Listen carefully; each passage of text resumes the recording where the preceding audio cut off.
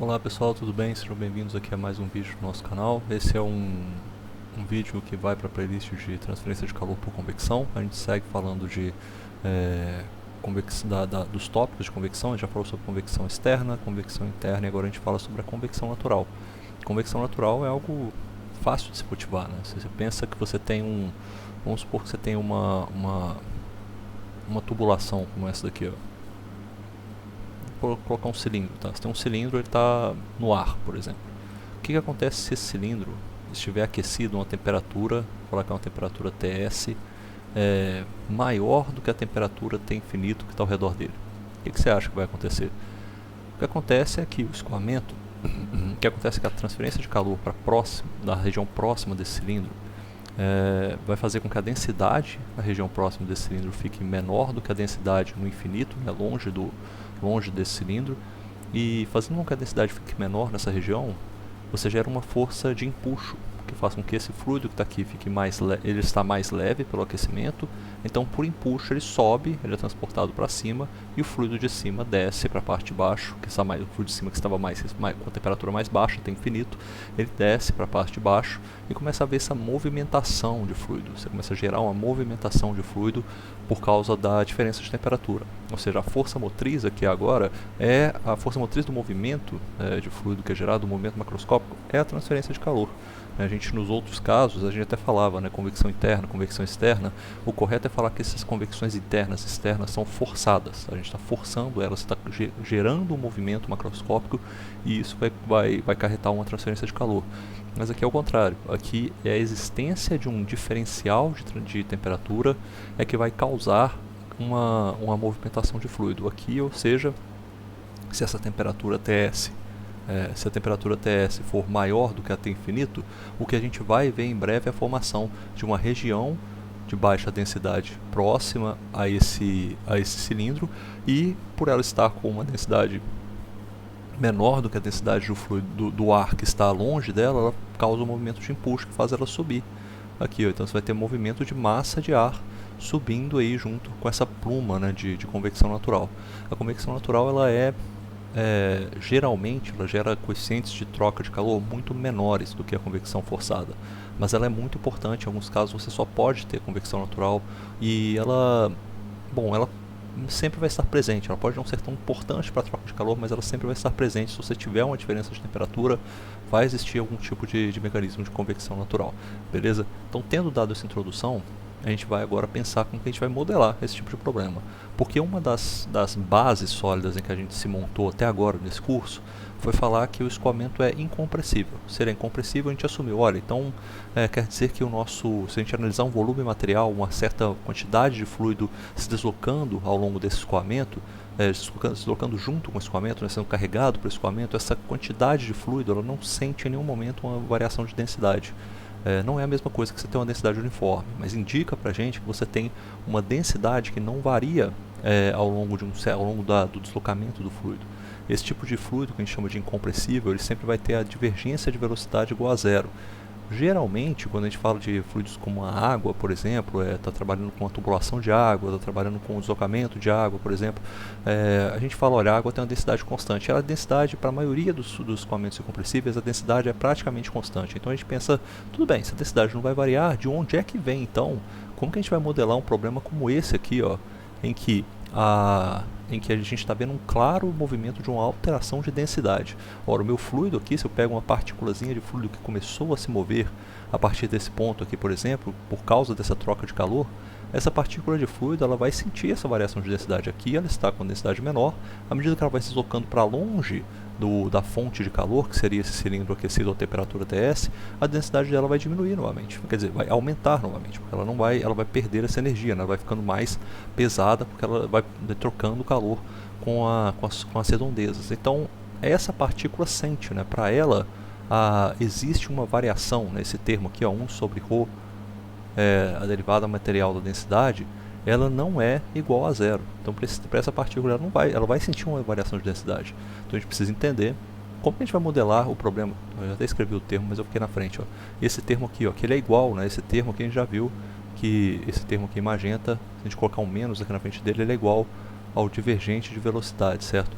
Se a gente vai ter um divergente de velocidade que é diferente de zero, a gente vai modelar então esse problema de transferência de calor natural, já que ele tem variações de densidade. Olha, o jeito de fazer isso é utilizando essa tal aproximação de Boussinesq. Eu vou apagar essas partes aqui porque elas foram só introdutórias mesmo para a gente poder falar sobre esse problema.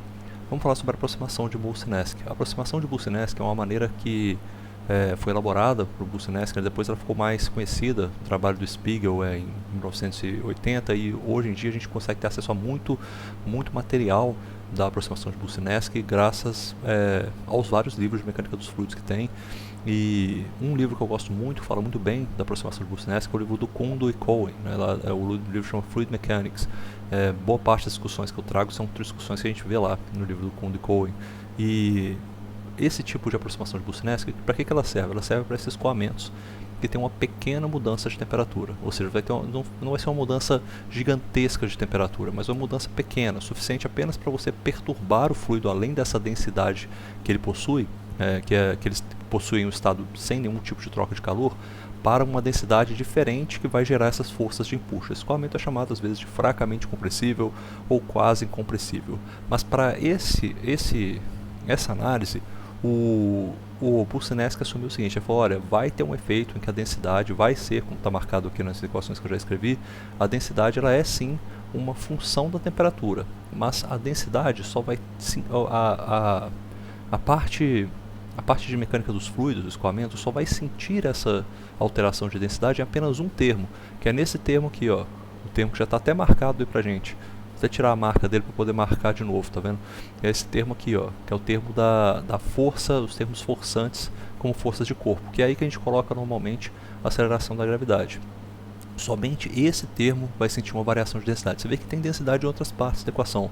A densidade aparece aqui, a densidade está implicitamente, né, sendo resolvida aqui também no divergente de velocidade, mas para essa solução que a gente vai ver com a aproximação de Boussinesq, ele só altera a densidade nesse termo aí da força de corpo. Tá? E a densidade passa a ser isso daqui, ó, ela é uma aproximação linear. Ela é uma aproximação linear da densidade original. Esse ρ0 é uma densidade de referência, que você tem a densidade sem ter esse problema sem ter nenhuma troca de calor acontecendo, seria a densidade zero, né? E você tem também a temperatura zero. O que é a temperatura zero? É a temperatura zero na qual você vai calcular também a densidade ρ0. Entendeu? Exatamente os dois estão, T0 e ρ0 estão no mesmo estado de referência. E entre eles tem uma função linear. Essa função linear tem um beta, e esse beta é chamado de coeficiente de expansão térmica. É uma propriedade dos fluidos, tá? Esse beta, a definição dele é essa daqui, ó, menos 1 sobre ρ, e a taxa de variação da densidade com a temperatura é o processo a pressão constante. Geralmente, para a maioria dos fluidos, tá, a densidade ela vai diminuir à medida que a temperatura aumenta, ou seja, esse termo aqui ele geralmente é negativo. E por ter esse sinal menos aqui, ó, vai fazer com que o nosso beta seja positivo. A 99,999% das vezes o beta é um valor positivo. Inclusive, vocês podem fazer esse cálculo aqui, lembrando daquela equação que a gente tem famosa, né, para os gases ideais, que é essa equação aqui, ó, que o P... Opa, peguei ele, o de marcar.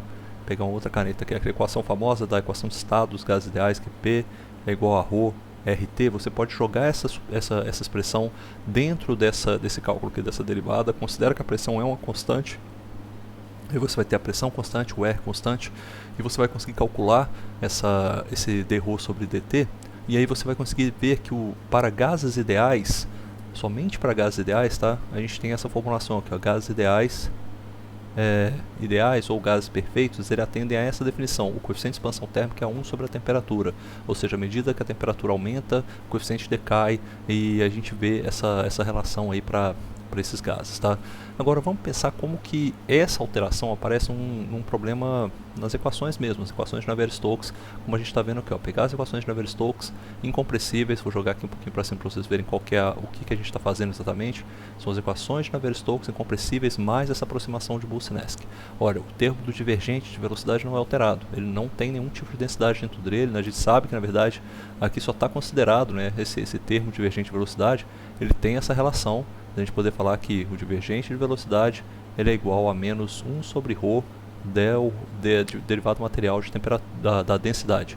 Mas aqui a gente não está pensando em nenhum tipo de variação de densidade dentro da aproximação de Boussinesq.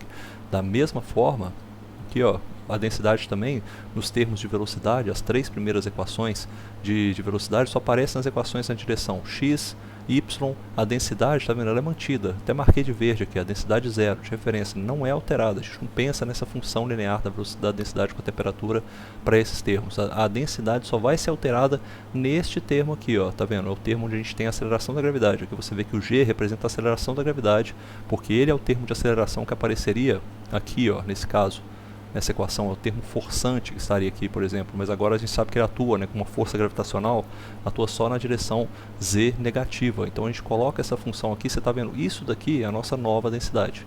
Esse é o único termo, essa é exatamente a função que a gente escolheu, a função linear de aproximação da densidade, que está substituindo aí o nosso termo forçante. A gente vê que é 1 vezes, aqui também, deixa eu ver, não faltou. Aqui é 1 vezes o g, ou seja, eu tenho a aceleração da gravidade negativa, né? Eu tenho aqui, ó, deixa eu mostrar para vocês.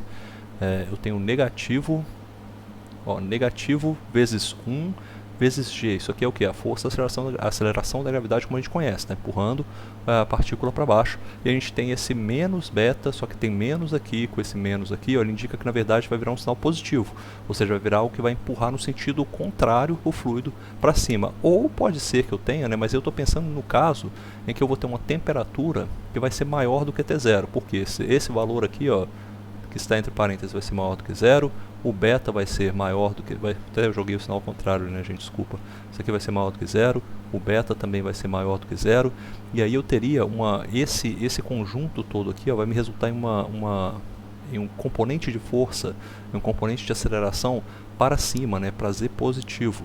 Mas eu também posso ter o caso, que é o seguinte, eu posso ter o caso em que a minha temperatura é menor do que a temperatura de referência, ou seja, eu estou resfriando o meu fluido. Se a temperatura for menor do que a temperatura de referência, o que acontece com esse termo aqui? Ó? Esse termo ele vira menor do que zero, como o beta é sempre maior do que zero, vai ser menor do que zero, com o maior do que zero dá negativo, com esse negativo dá positivo e o negativo aqui de fora vai dar negativo novamente, ou seja, eu vou ter uma força de empuxo que na verdade vai ajudar a empurrar o fluido para baixo. Entendeu? Então vai aumentar a ação da gravidade sobre o meu fluido. Aí aquele efeito que eu estava falando lá no início, eu pensar naquele cilindro, né? Eu tenho um cilindro aqui, ó, que agora está com uma temperatura, eu vou botar a temperatura dele agora é TS. Esse TS é uma temperatura menor do que a temperatura T infinito. O que vai acontecer agora? Ele vai gerar uma força que não é bem um empuxo, né? Eu acho que por ser uma força gravitacional é bem um empuxo. Aqui a gente está acostumado a ver o empuxo como algo que vai na direção contrária à força de gravidade, mas aqui ele vai gerar uma força a mais na gravidade. As partículas que estiverem aqui ao redor desse cilindro eles vão ficar mais pesados ainda, e ficando mais pesados vai gerar uma corrente no sentido oposto, tá vendo? Vai fazer com que as minhas partículas que estão aqui sejam resfriadas e elas vão percorrer, por estarem com a densidade mais alta, elas vão descendo aqui para baixo, porque a densidade dessa partícula aqui ela vai passar a ser maior do que a densidade no e fora da ação dessa temperatura do cilindro, entendeu? Então eu posso ter esses dois eventos, é só entender que o sentido que está acontecendo aí, essa troca de calor. Eu posso ter convecção natural aquecendo, convecção natural também resfriando. Elas são geralmente simétricas, tá? Você vai ter um efeito que vai aquecer, ele vai gerar algo que vai diminuir a densidade e causar essa força de empuxo para cima, ou você vai ter algo que vai resfriar e aumenta a densidade e joga as partículas ainda mais para baixo, beleza? Tem também um efeito, né, que eu já falei aqui das 3 equações, equação de continuidade, equação de quantidade de movimento, só falta falar da equação de energia, né? Essa equação é aquela equação do calor, porque até agora a gente fez o seguinte, a gente falou nas nossas equações o seguinte, olha, você só precisa entender o escoamento, a gente só precisava resolver isso daqui, ó. Você precisava entender o escoamento, depois que entendi o escoamento, aí você ia resolver a parte de transferência de calor. Só que agora a temperatura está conversando com os nossos escoamentos, né? A solução do escoamento, a solução do campo de velocidades depende também de como a temperatura está resolvida. Olha que coisa, começou a acoplar as informações. Sim, vai ter esse efeito, tá? E agora só que a gente o método de solução dos nossos problemas continua sendo bem parecido. A gente não vai pensar muito, vai resolver com métodos adimensionais, mas é importante a gente saber que existe um certo acoplamento das equações agora. Você vai ter a equação de energia, ela passa a interagir, a equação do calor, que é essa que está aqui embaixo, a equação do calor, ela passa a interagir com o restante, com a solução do meu escoamento que vem das equações de Navier-Stokes, beleza? Então essa interação ela passa a ser importante. E a equação do calor é essa aqui, a gente já conhece ela, só tem um detalhe que eu não vou entrar muito nessa discussão, mas vocês podem ver depois também, que esse termo aqui que representa a dissipação viscosa, eu nem sei, eu acho que eu não cheguei a falar com vocês, eu trouxe esse material da minha aula de mecânica dos fluidos da pós-graduação. Esse termo aqui ele geralmente é um termo desprezível, tá? Esse termo ele com relação à ordem de grandeza dos outros fatores, esse termo ele é geralmente desprezível. Tá, então a gente não se preocupa muito com ele nessa parte, não. A gente pode desconsiderar ele e o resto vira só uma troca de calor exatamente como a gente já está acostumado. Então a gente vai na próxima aula começar a falar sobre como essas equações vão ser modeladas para a gente resolver os nossos problemas em transferência de calor por convecção natural. Beleza? Espero que tenham gostado. Um abraço, até mais.